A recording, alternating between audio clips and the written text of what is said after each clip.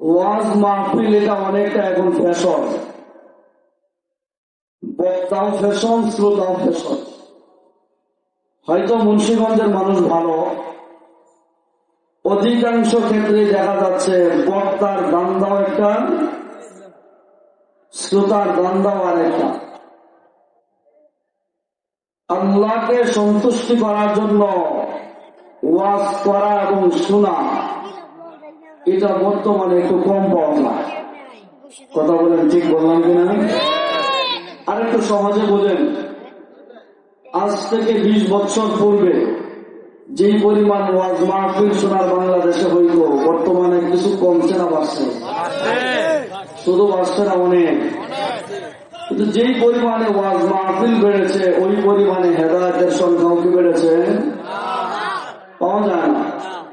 আমাদের আকাবের আসলাফদের অবস্থা ছিল, ওনারা হয়তো রিক্সা, ভ্যানে অথবা কেউ হেঁটে হেঁটে আসতেন। এত সুর সামাল তাদের ছিল, কিন্তু দেয় নাই। বাংলা চোরা কিছু কথা বলতেন, কিন্তু দেখা যেত ওই কথাগুলো মানুষের কলিজা ছিদ্র হয়ে যেত, দিলে লাগতো, হেদায়েতের নূর আসতো। ডিজিটাল যুগে এত রং আর রঙের বস্তা হওয়ার পরেও ওয়াজের মধ্যে মজা পাওয়া যায়, কারণ বক্তা নাচতেও পারে, গাইতেও পারে, গানও গাইতে পারে। যে মজা পাওয়া যায়, কিন্তু হেদায়েতের নূর পাওয়া যায় না। আমি আমার কথা আমার দিকে চিন্তা করে বলতেছি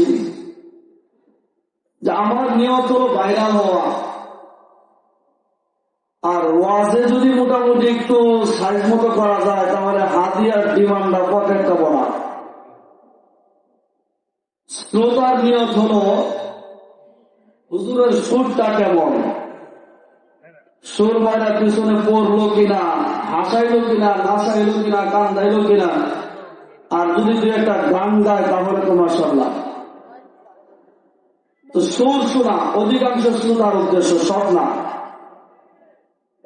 অধিকাংশ কর্তৃপক্ষের উদ্দেশ্য থাকে সবাই করে, আমরা না করলে কেমন দেখা যায়। অথবা মসজিদ মাদ্রাসার পক্ষ থেকে করলে বৎসরে যদি করা হয় কিছু আয় হয়, পয়সা। একটা ওয়াজ মাহফিল হয় এই 3 দল মানুষ দিয়ে, বক্তা, শ্রোতা, কর্তৃপক্ষ। এই 3 দলের উদ্দেশ্য ভিন্ন ভিন্ন, কারো উদ্দেশ্য হেদায়েত পাওয়া যায় না।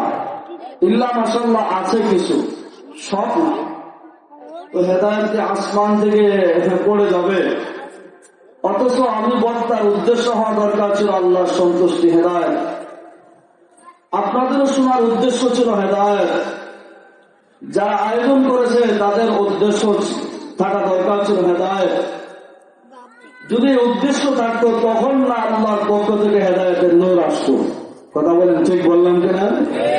তবে আমি আশাবাদী, যেহেতু বাজার ব্যবসায়ী ভাইদের পক্ষ থেকে, তো ওনারা কামাই করার জন্য, কিছু আয় রোজগার করার জন্য করেন নাই, আশাবাদী জাতির হেদায়েতের জন্যই করেছেন।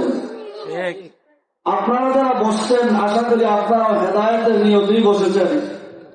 দোয়া করেন আল্লাহ যেন আমাকেও হেদায়েতের নিয়তে, আমলের নিয়তে বলার তৌফিক দান করেন। সকলে বলেন আমিন।